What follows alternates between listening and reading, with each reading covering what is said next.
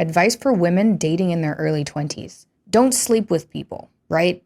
Not unless that is a serious, serious relationship. And if you're hooking up or dating someone and they're like, yeah, I don't really want to get married, just dump them.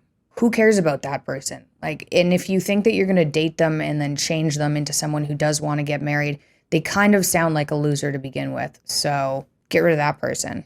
That, or like sit them down and have a very serious conversation and ask questions like, do you ever want to get married? Okay, well, if you do, when do you want to get married? And make sure that your dreams align with their dreams, because if you're dating somebody and they don't have any plan on getting married, then you're wasting your time. And that's trickier for women because women are most attractive and most fertile when they're young. And men, I would say, get more attractive, in their mid 30s, maybe even 40s, and they get richer. So they have time that you don't have. So make sure the person that you're with has the same kind of goals as you. Don't just sleep around. It doesn't help you. And don't be ashamed of actually talking about what you want.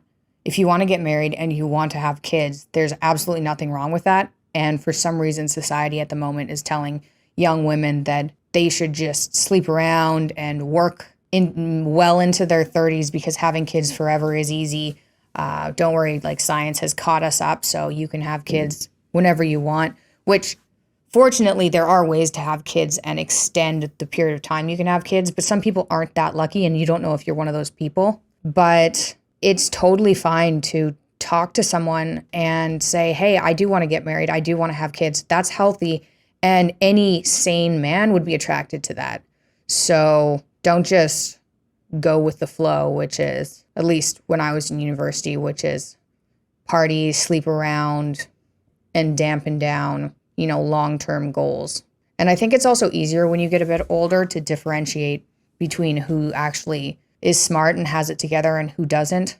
I had a very difficult time when I was in my early 20s figuring out who was smart and who wasn't smart. I think that's my advice is for relationships, try to find somebody who aligns. And honestly, if you're in university and you can't find any guy who doesn't suck, maybe go to church. That might be a way to do it. People with Christian values are pretty solid people. It's probably a controversial thing to say. Go fishing for a husband at church, but it might be a good idea.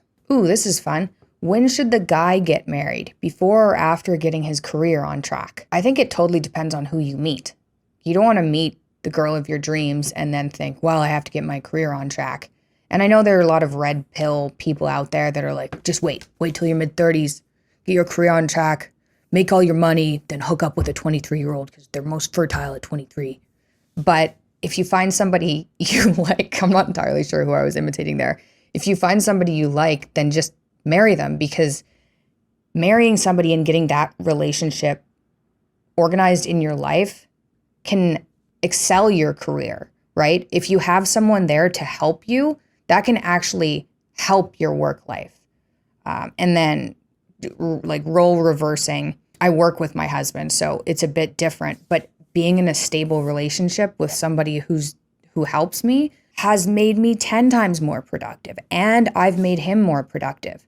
So I think if you find the right person, it can help excel your career. So I wouldn't put off marriage, but I would, focusing on work as a dude, I think isn't a bad idea. Focusing on work as a girl either. I mean, I like working all the time. All those people online really that say, I don't agree. I don't agree with people that put women in a category that's like, okay, you should be staying at home and having kids. And I know a lot of women who do want to stay home and have kids, which is totally fine. And if you do, that is healthy and you shouldn't be ashamed of it.